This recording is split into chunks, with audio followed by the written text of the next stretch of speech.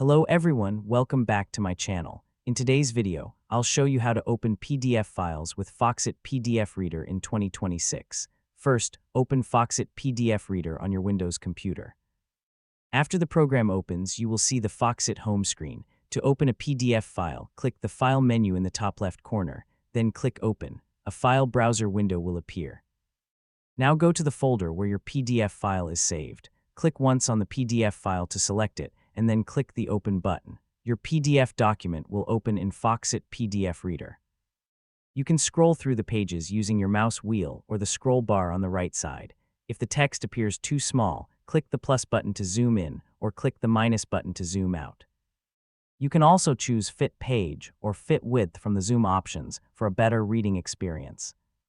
Another quick method is to double-click a PDF file in File Explorer if Foxit PDF Reader is set as your default PDF viewer. If you recently opened a PDF, you can find it in the Recent Files section on the Foxit home screen and open it with a single click. That's it. You have successfully opened a PDF file with Foxit PDF Reader in 2026. Thanks for watching. Don't forget to like this video, subscribe to the channel, and I'll see you in the next video.